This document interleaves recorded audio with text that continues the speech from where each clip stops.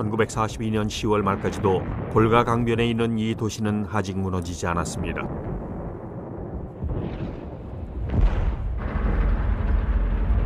히틀러는 독일 국민들에게 말했습니다. 우린 스탈린그라드를 점령했다. 소수의 저항군만 남아있다. 그들을 한 명씩 없애버릴 것이다. 이것은 시간 문제이다. 히틀러에게 스탈린그라드는 러시아에 대한 독일의 승리를 상징하는 것이었습니다.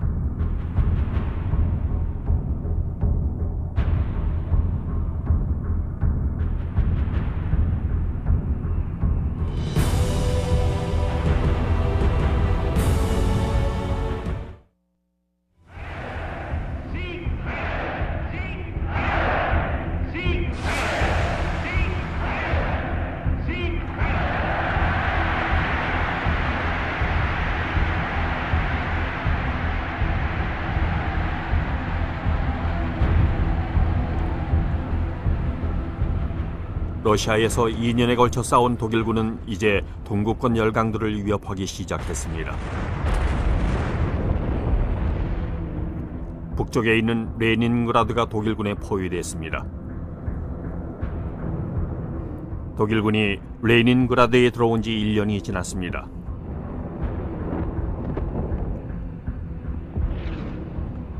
그리고 그 가운데 있는 목표 도시 모스크바는 이제 독일군의 영향권에 들어왔습니다.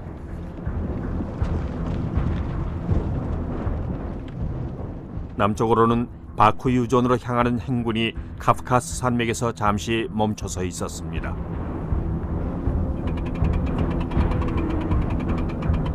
스탈린그라드에선 소련군이 버티고 있었습니다. 히틀러가 발표한 것과는 반대로 소련군 선박은 병력 강화를 위해 계속해서 볼가강을 건너고 있었습니다. 매일같이 수천 명의 러시아 청년들이 무기도 없이 또 군사훈련도 제대로 받지 못한 채 강둑에 상륙했습니다. 독일군의 총탄을 피해서 물러서면 공산당 인민위원들에게 무자비하게 처형됐습니다.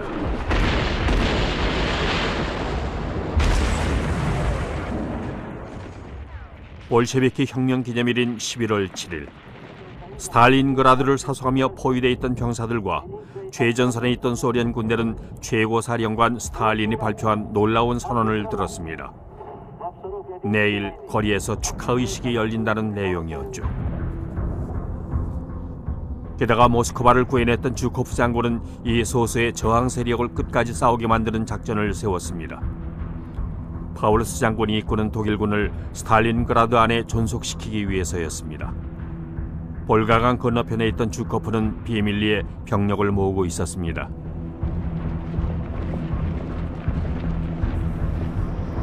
러시아는 크게 파괴됐고 국토의 4분의 1이나 잃었지만 소비에트 연방 전체는 주코프가 새로 모은 군대에 엄청난 양의 장비를 제공해주고 있었습니다.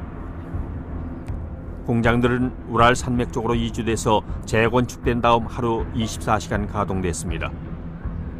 이런 노력으로 인해 많은 인명이 희생됐습니다.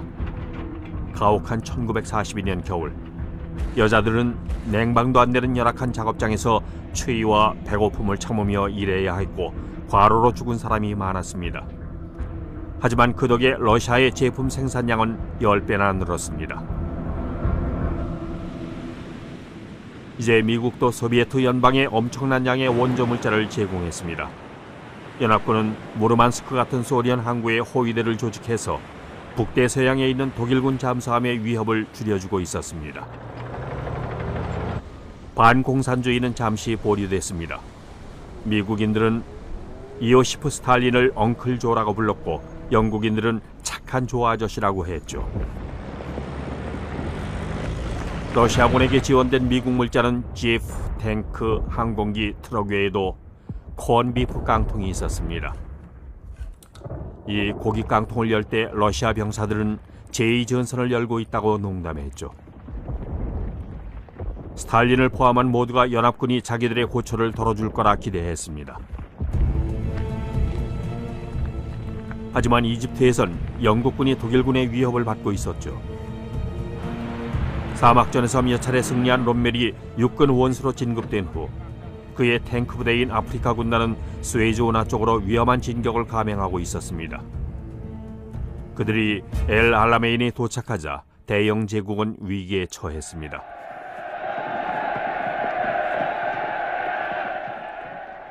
영국의 수상 윈스턴 처칠은 군대를 격려하기 위해 사막으로 갔습니다. 상황은 심각했지만 그는 특유의 유머 감각을 잃지 않고 병사들과 즐거운 시간을 보냈습니다.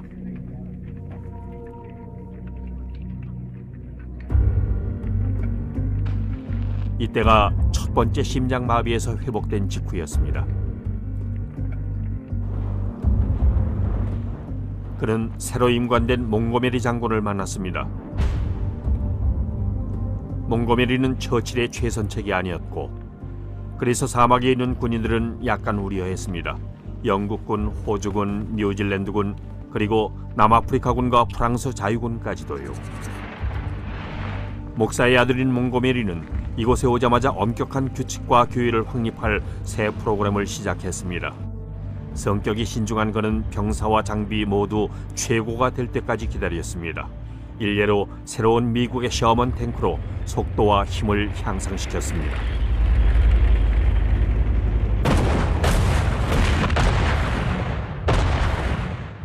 몽고메리가 공격을 개시했습니다. 먼저 야포 사격을 한 다음 대규모 탱크 공격이 이어졌습니다. 하지만 독일의 88mm 고사포로 엄청난 피해를 입었죠. 롬멜의 병사들은 가차없이 반격했습니다.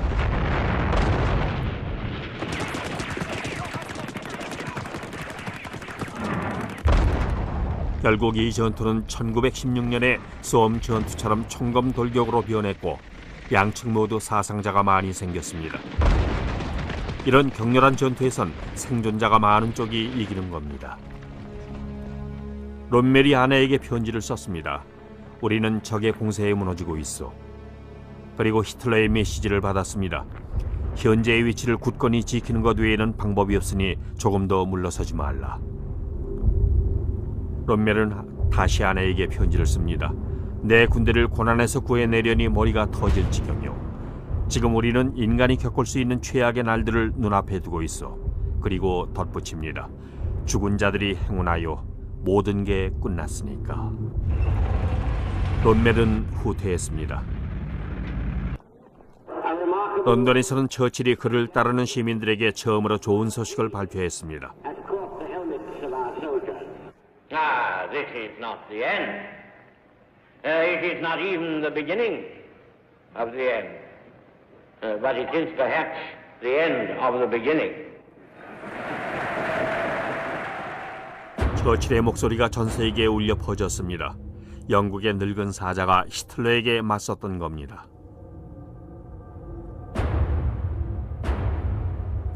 늑대굴이라 불리는 본부에서 히틀러는 비웃고 있었습니다.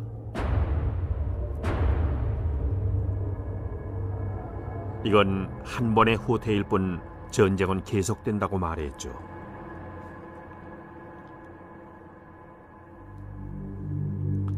그 말은 사실이었습니다. 연합군은 지중해를 장악하는 첫 번째 단계로 북아프리카에 새로운 전선을 열었습니다. 1917년과 똑같이 미군이 대서양을 건너왔습니다. 어린 왕자를 쓴 프랑스의 작가 생떼쥐베리는 뉴욕에서 망명했다가 이번에 군 호위대와 함께 이곳으로 오고 있었습니다. 그는 이렇게 편지를 썼습니다. 미국에 있는 친구들이여, 난 미국을 공정하게 평한다. 5만 명의 병사들이 전쟁터로 향한다.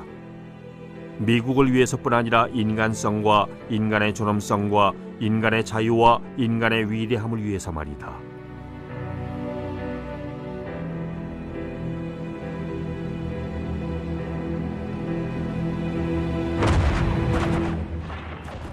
카사블랑카와 오라나의 연안에서 영국군과 미군이 포격을 하며 비시 정권 측에 인사했고 곧 반격이 왔습니다.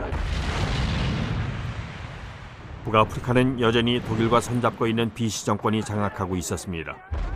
치열한 전투로 비시 정권의 군대는 엄청난 피해를 입었습니다.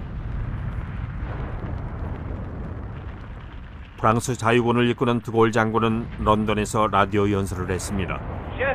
soldats, marins, aviateurs, fonctionnaires, colons français d'Afrique du Nord, levez-vous, aidez nos alliés, joignez-vous à eux sans réserve. 자유군과 이틀 동안 싸운 후 드디어 총소리가 잠잠해졌습니다. 연합군은 상륙할 기회를 얻었습니다.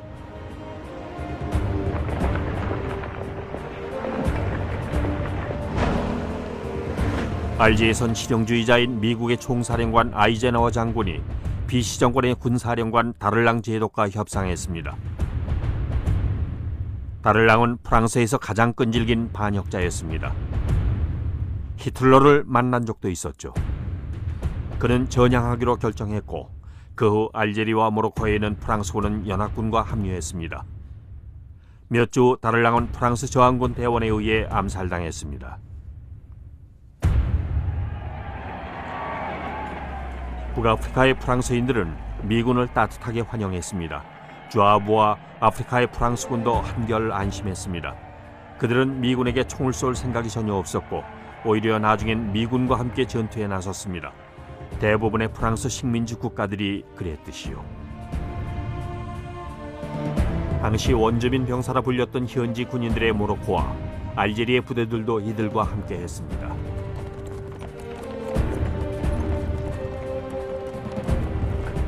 추측국들은 연합군이 티니지로 이동할 걸로 예상했습니다. 아직도 비시 정권이 장악하고 있는 곳이라서 독일군이 머물 수 있었기 때문이죠.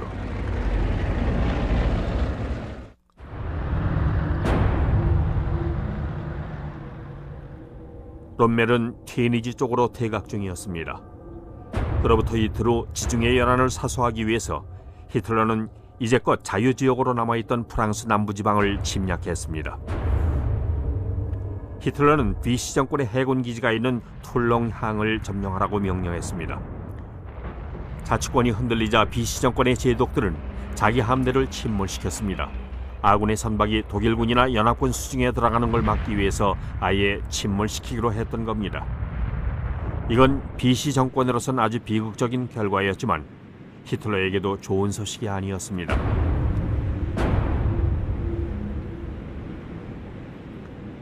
독일군이 입성하면서 프랑스인들의 관용 덕에 숨어 살 수 있었던 유대인들은 생존의 기회를 거의 잃게 되었습니다.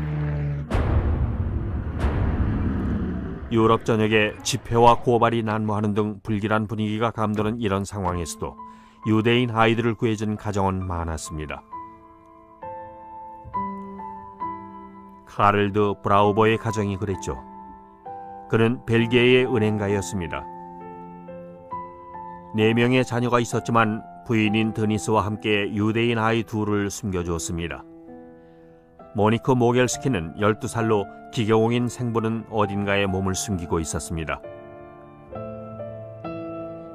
또 6살짜리 아드리안 세브카르는 생모가 독일군에 체포돼서 동유럽에 있는 노동수용소로 보내졌습니다. 그리고 아우슈비츠에서 돌아오지 못했죠. 이제 사람들은 점령군이 말하는 노동수용소의 정체를 알게 됐습니다.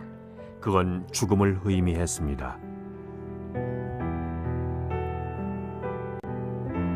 카를과 드니스 드 브라우버는 평범한 영웅이었습니다. 둘은 훗날 열방의 의인이란 이름의 상을 받게 됩니다.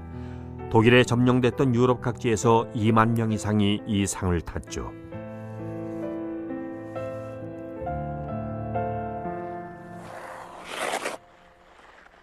스탈린그라드에서 3,000km 떨어진 곳에서 독일군이 전투를 앞두고 짧은 휴가를 즐깁니다. 소수의 소련 저항군을 완전히 쓸어버리기 위해서 다시 싸우기 직전이었습니다.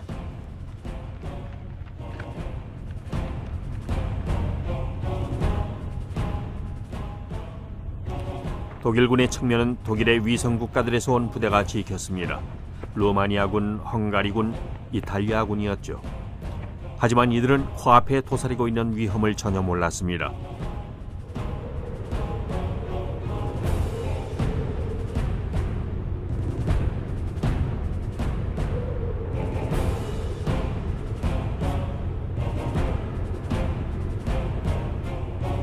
몇 킬로미터 거리에서 소련군이 공격을 준비하고 있었습니다.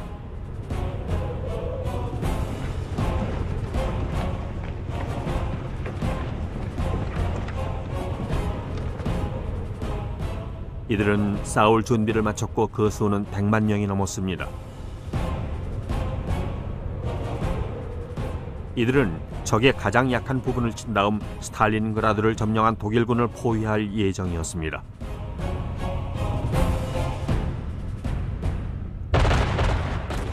오전 7시 소련군은 적의 전선을 휩쓸고 들어가서 스탈린의 오르간이라 불리우는 로켓 발사대로 쉴 새 없이 공격을 했습니다.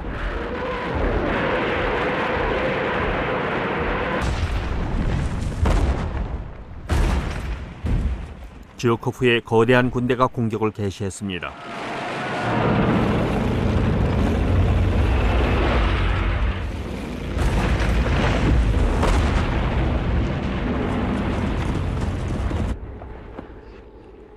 헝가리군은 무기가 충분치 않았고 루마니아군은 대전차용 무기가 없었습니다.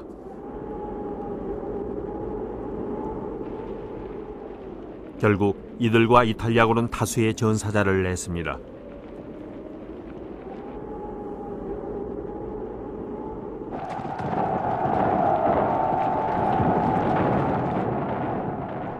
북쪽과 남쪽에서 온 두 개의 소련 군대가 만났습니다. 소련의 영화 제작자들이 각종 기법으로 이 순간을 미화했죠.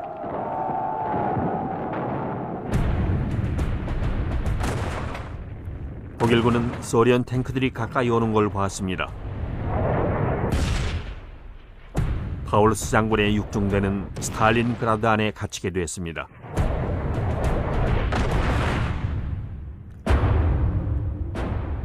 히틀러는 바바리안 알프스 베르테스가덴에 있는 피신처 베르코프에 머물면서 소련군의 공격 소식을 들었습니다. 즉시 그는 이 사실을 독일 국민들에게 알리지 말라고 했습니다. 그리고는 동프러시아에 본부로 가서 발표했습니다. 육중대가 스탈린그라드에서 후퇴하면 베어마우트는 돌아올 수 없을 것이다. 파울루스는 포위망을 뚫고 나갈 수 있었지만 명령에 복종해야 했습니다. 히틀러가 늑대굴에 도착한 후 이런 메시지를 보냈기 때문이죠. 굳게 버텨라. 자네를 구할 군대가 갈 것이다. 하지만 어떤 군대도 올 수 없었고 독일 공군의 수장인 헤르만 괴링이 철석같이 약속했음에도 불구하고 공군기는 보급품을 충분히 가져오지 못했습니다.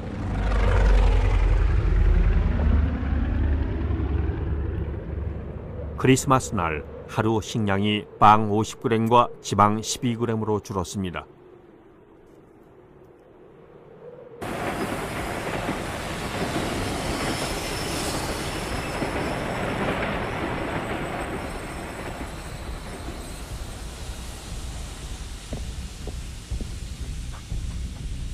스탈린그라드에서 군대를 잃은 이탈리아의 무솔리니는 이제 독일군의 관심을 북아프리카로 돌릴 방법을 찾고 있었습니다. 그는 히틀러에게 내 생각에 러시아는 제압되지 않을 것이요 러시아는 크기로 맞서고 있어 국토가 워낙 넓으니 정복이나 점령이 어려울 것이요 러시아 쪽은 끝났으니 스탈린과 평화 조약을 맺읍시다. 히틀러는 고심했습니다. 협상을 하면 러시아 출정이 큰 실패였음을 인정하는 게 됩니다. 하지만 상황은 히틀러의 선택과 상관없이 흘러갔죠. 미국 대통령인 루즈벨트가 모로코의 카사블랑카에 도착했습니다. 현대사에서 가장 중요한 만남에 참석하기 위해서였죠. 그와 처칠은 프랑스 정권이라는 어려운 문제를 해결할 예정이었습니다. 루즈벨트는 드골을 배제했습니다. 드골은 1940년부터 프랑스 레지스탕스의 리더였다는 정통성을 주장해왔습니다. 루즈벨트가 말했습니다. 드골 장군은 군인이며 애국심이 강하고 국가에 헌신적이긴 하다. 그러나 달리 보면 그는 정치가로 파벌을 조성한다. 따라서 그가 독재자가 될 만한 속성을 모두 갖췄다고 본다.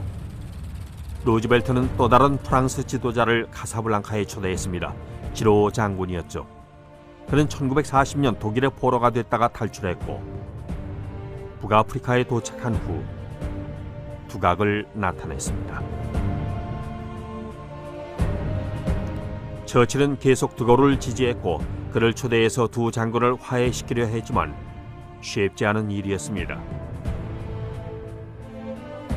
루즈벨트와 처칠은 프랑스를 구하기 위해선 앞으로 두 라이벌의 협조가 필요하다는 데 동의했습니다. 하지만 루즈벨트가 드골보다 지로에게 호감을 가진 게 분명해 보였습니다.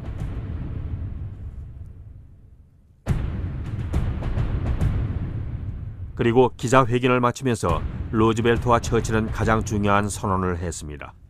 둘은 앞으로 연합군의 기도문이 될 요구를 열정을 가지고 발표했습니다. 그것은 바로 독일과 일본과 이탈리아의 무조건적인 항복이었습니다.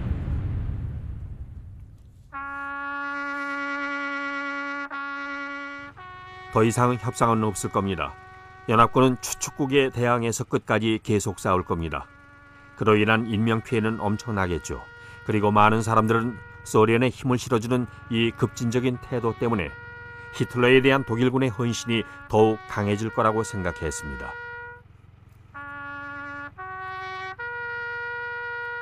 스탈린은 만족했습니다. 그는 히틀러가 모든 군사력을 러시아에 퍼붓기 위해 연합군과 평화조약을 체결할까 봐 걱정했었죠. 그는 폐허가 된 스탈린그라드에 숨어있는 독일군을 무력화시키기 위해서 공격을 개시했습니다.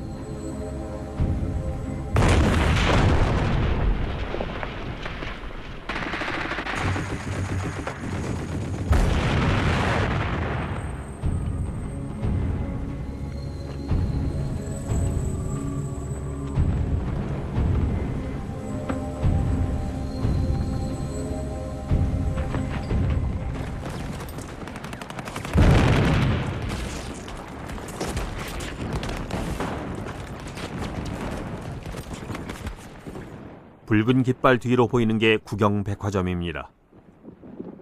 육중대 사령관인 프레드리히 파울루스의 진지가 여기 있었습니다. 부하들이 항복했습니다.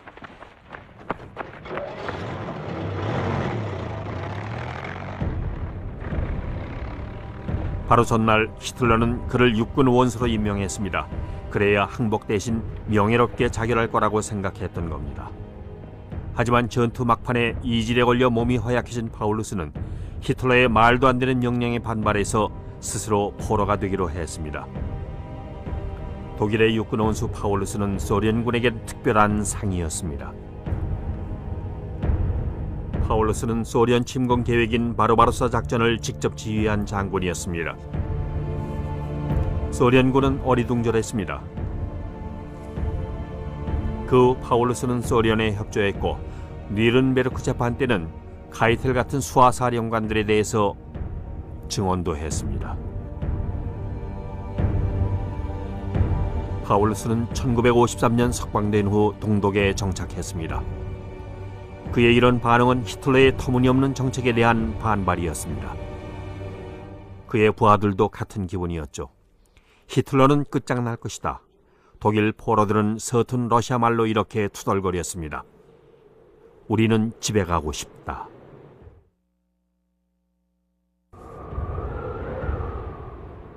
독일 점령국 국민들의 기분은 상상이 되고도 남습니다. 독일이 스탈린그라드에서 항복한 후 희망이 되살아났습니다. 당연히 독일의 뉴스 프로그램에선 이런 장면을 내보내지 않았고 히틀러는 말했습니다. 항복이란 말은 절대 쓰지 마라. 우리 군대가 보급품을 받을 수 없어서 공격을 이기지 못했다고 말해야 한다.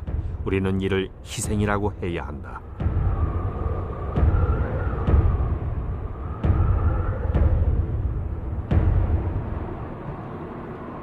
나치는 오히려 이 국가적인 재앙을 독일 국민의 용기를 키우는 기회로 삼으려 했습니다. 선전 장관인 괴벨스는 마지막 대결전을 향해 전국의 에너지와 지원을 집결시키는 임무를 맡게 되었습니다.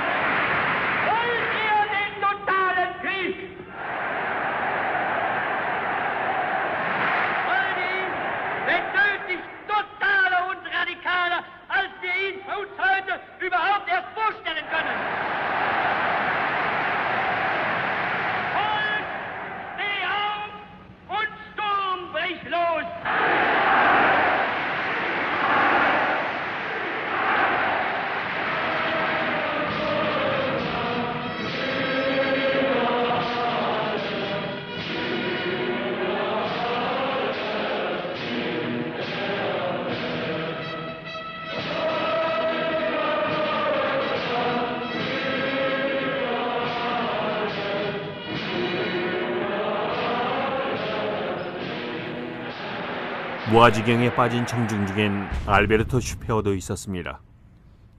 그는 총력전을 제시하면서 히틀러를 독려했습니다. 히틀러는 그를 유일한 친구라 불렀죠. 총통의 과대망상적인 전당을 지은 38살의 건축가 슈페어는 군수장관으로 임명됐습니다.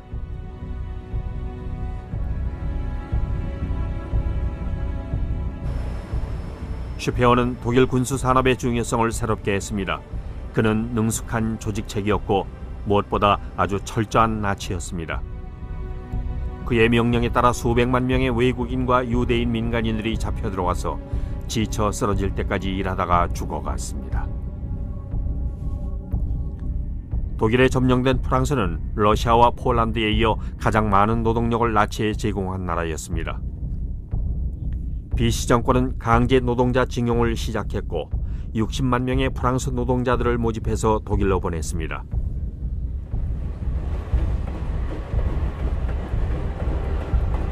이 징용을 피하려는 사람들은 숲으로 들어가서 레지스탕스 운동에 가담했습니다. 이들의 노래가 바로 발치산의 노래입니다. Amis, entends-tu le cri noir des corbeaux sur nos plaines? Amis, entends-tu les cris sourds du pays qu'on enchaîne? Oh, et partisans, ouvriers et paysans, à vos armes. 지하 조직인 레지스탕스는 점령된 모든 국가에서 형성되었습니다. Montez de la mine, descendez des collines, camarades. Sortez de la paille, les fusils, la mitraille, les grenades. Oui, les tueurs à la balle et au couteau, très vite. Oui, les saboteurs, attention à ton fardeau, dynamite. C'est nous qui brisons les barreaux des prisons pour nos frères. Si nous battus, nous marchons et nous tuons, nous crèves. Ami, si tu tombes, un ami sort de l'ombre à ta place.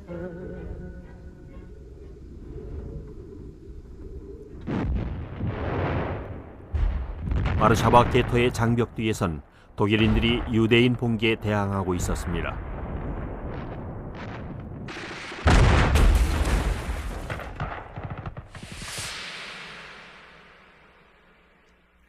전쟁 전 바르샤바 게토는 생기 있고 열린 지역이었죠. 이건 미국 관광객이 찍은 컬러 영상입니다.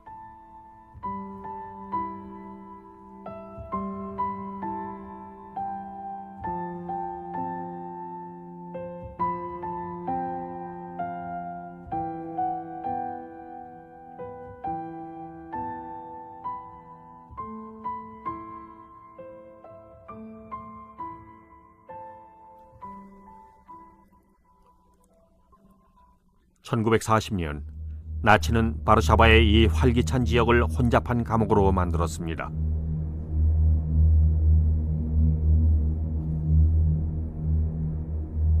이 여인은 죽은 아이를 안고 통곡하면서 거리를 헤매고 있습니다. 이건 1941년 바르샤바 게토입니다.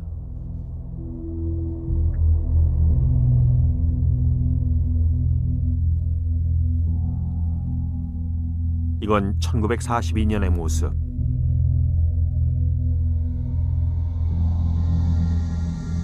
이건 1943년입니다.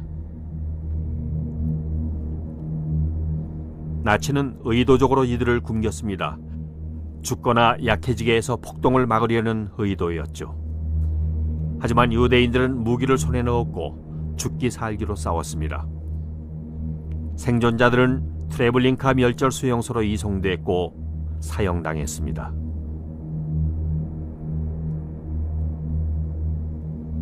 그리고 게토는 완전히 파괴됐습니다.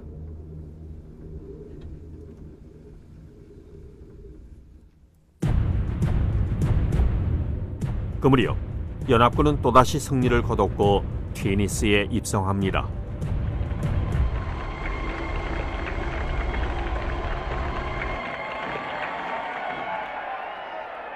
이 문 뒤에서 독일군들은 그 짧은 점령 기간 동안 튀니지에 거주하는 유대인들을 박해했습니다. 이제 유대인들은 노란 별을 떼어낼 기회를 얻게 됐습니다.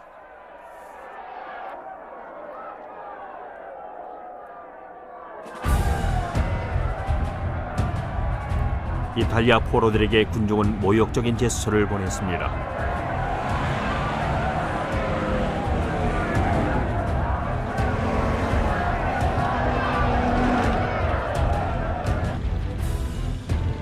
아직 튀니지에 있던 롬멜이 독일로 떠나는 마지막 비행기에 오르기 전 한 장교의 카메라에 잡혔습니다. 1943년 3월 그의 기록입니다. 나는 병가를 얻어서 몸을 추스르라는 지시를 전달받았다. 병사들을 보호하고 조국으로 돌려보내려던 내 노력은 모두 허사가 됐다. 총통각하의 본부에서 온 명령은 나의 독일 귀환을 극비에 붙이라는 것이었다. 내 군사적 명성은 여전히 억제책으로 작용하고 있었다.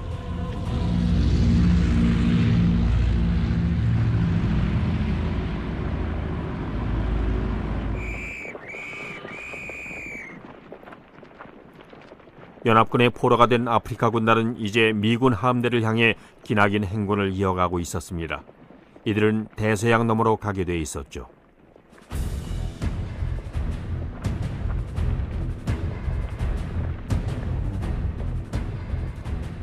2차 대전을 통틀어서 무려 38만 명의 독일군 병사들이 캐나다와 미국으로 이송됐습니다. 이들은 유럽 전역에서 잡혀왔죠. 이 포로들은 새로운 모험을 앞두고 있습니다. 모험은 군 수송선에서 시작됐습니다. 다들 꿈꾸는 기분이었죠. 이들에게 전쟁은 끝났고 이젠 안전합니다. 하지만 이 독일군들의 꿈은 곧 악몽으로 바뀌었습니다. 여기서도 여전히 나치가 지배했기 때문입니다. 이들은 캐나다에 하선할 때 격리를 강요당했습니다. 팔이 하나밖에 없더라도요. 어떤 이들은 버지니아와 텍사스 수용소로 보내져서 목화 농장이나 담배 농장에서 일했습니다.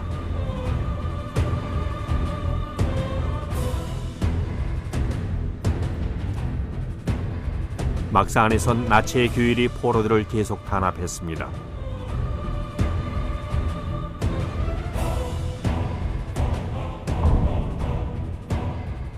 아주 짧은 기간에 나치의 장교 출신들은 협박과 고문을 자행해서 수용소를 장악했고 포로 집단 내에서 파시스트 이데올로기를 유지하려고 살인까지 저질렀습니다.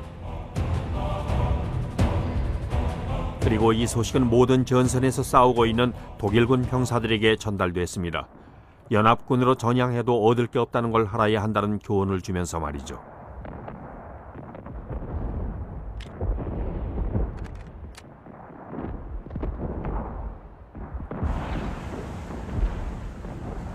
스탈린그라드 함락 후 동부 전선에 있는 독일군 베어마우트는 예전 같지 않았습니다.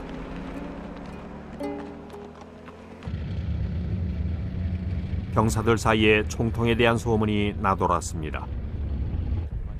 그는 제정신이 아니다. 베르흐테스가덴에 몰래 숨어 있고 우리가 보는 것은 그의 대역이다.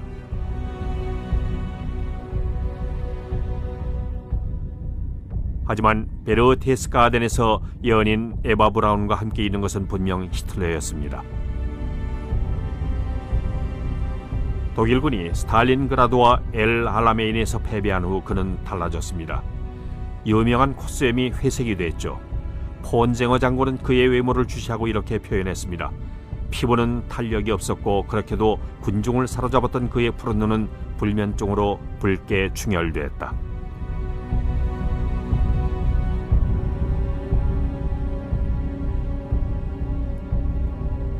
실은 히틀러의 주치의인 모렐 박사가 코카인 한약을 조제해줬기 때문이었습니다.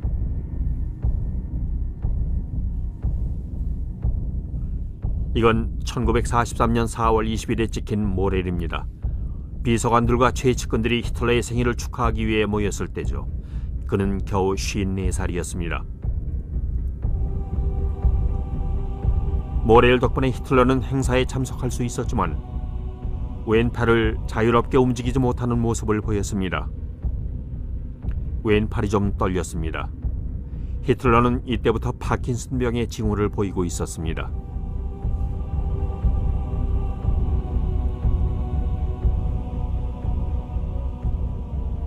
그 결과 SS의 수장인 히물러의 역할이 더욱 중요해졌습니다.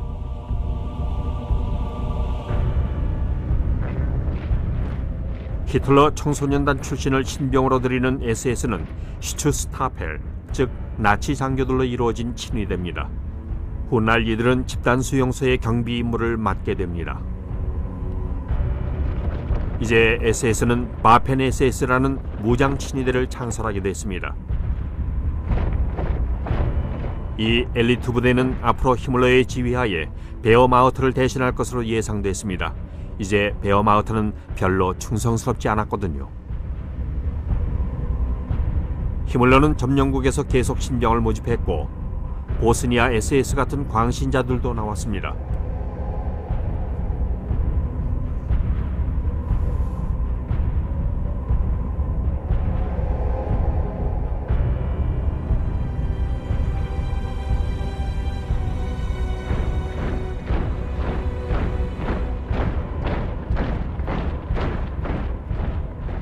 러시아의 점령 지역에서도 SS는 이계 사단의 카자흐인들을 쉽게 모집했습니다.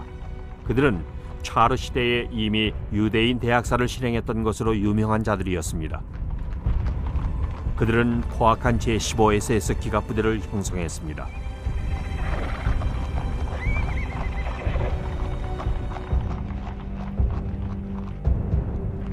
한편 베어마우트는 달리 선택의 길이 없는 100만 명의 소련군 포로들을 흡수했습니다. 포로들은 굶어 죽지 않으려면 독일군과 함께 싸워야 했죠. 전직 소련 장군 안드레이 블라소프 같은 사람도 스탈린과 대적했습니다. 독일군의 레닌그라드 공격 후 블라소프는 독일의 포로가 됐고 결국 전향했습니다. 그 후 그는 베어마우트의 깃발을 들고 러시아 해방군을 지휘했습니다.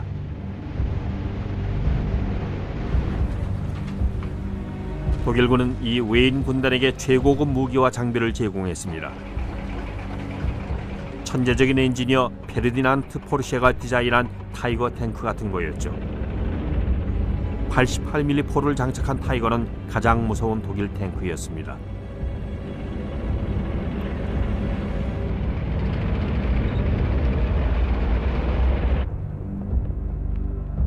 그리고 늑대굴에 있던 히틀러는 다시 희망을 갖기 시작했습니다.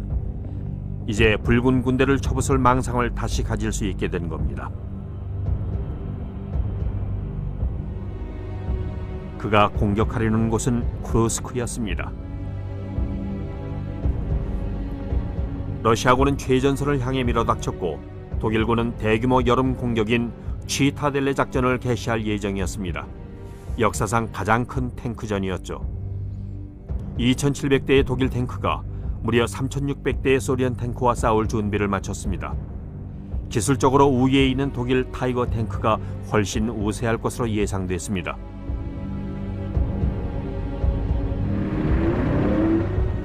히틀러는 이 전투의 중요성을 잘 알고 있었기 때문에 프랑스의 여러 전투에서 승리를 거뒀던 육군 원수 폰 만슈타인에게 90만 명의 병사들을 이끄는 임무를 맡겼습니다.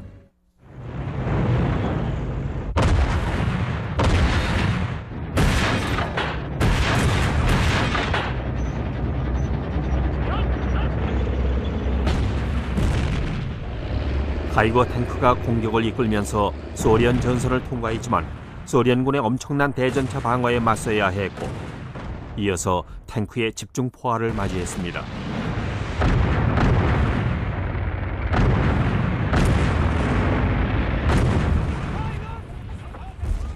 베어마우트가 뒤로 밀려났습니다. 무서운 타이거 탱크도 소련군의 희생물로 전락했습니다.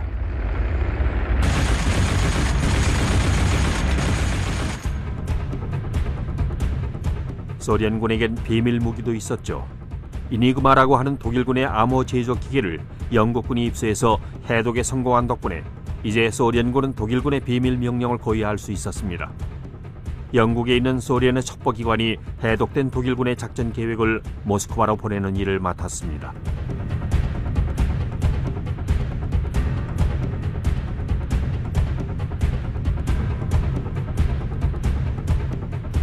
이건 첩보 전쟁이기도 했습니다.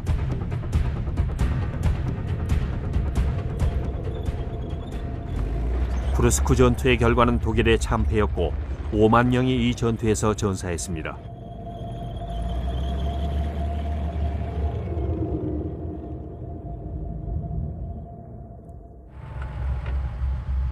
폰 만슈타인은 공격을 지속할 지원 부대를 원했습니다. 히틀러를 기다리는 모습입니다.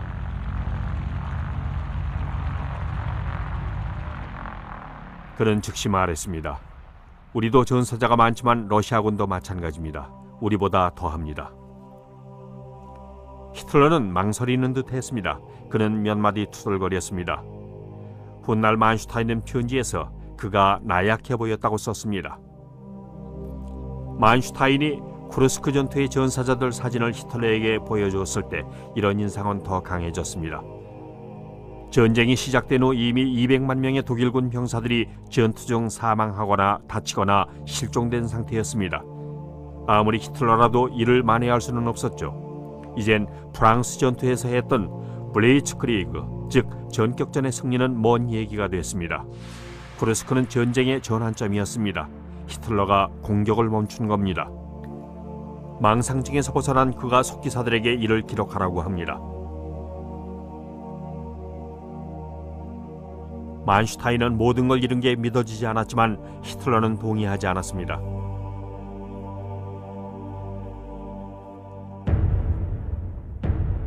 만슈타인은 공격을 계속하게 해달라고 간청했고 히틀러는 거부했습니다.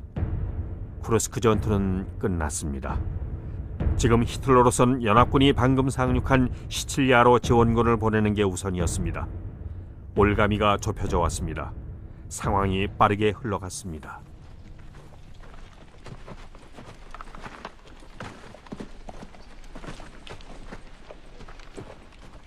히틀러가 할 수 있는 것은 연합군의 전진을 막는 것뿐이었습니다.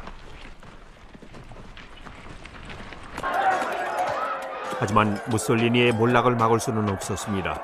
결국 이탈리아는 항복하고 연합군 측으로 전향했습니다.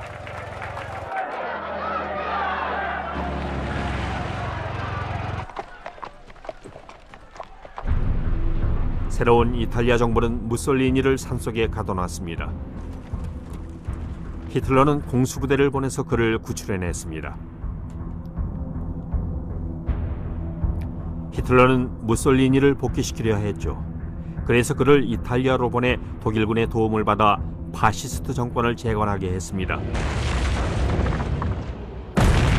독일군은 이탈리아를 침공했고 저항을 시도하는 과거의 동맹국 국민들을 주저없이 제거했습니다.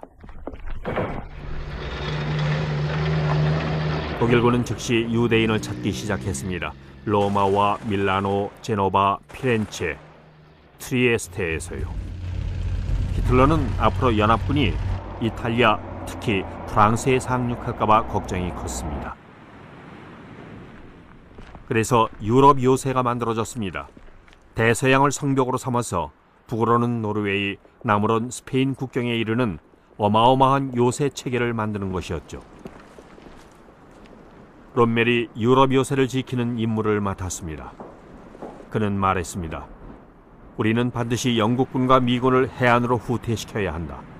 지금 하지 않으면 할 수 없을 것이다. 침공 후 24시간이 가장 결정적인 시간이다. 오늘이 가장 긴 하루가 될 것이다.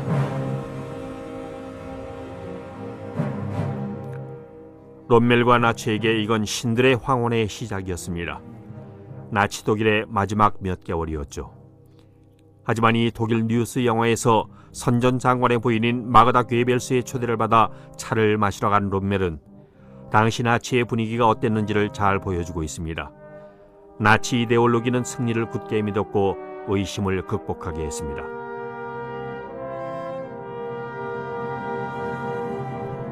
마그다 괴벨스는 히틀러를 신처럼 숭배했습니다.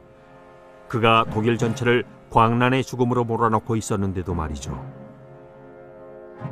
마그다 괴벨스는 6명의 자녀에게 히틀러처럼 H자로 시작되는 이름을 지어주었습니다.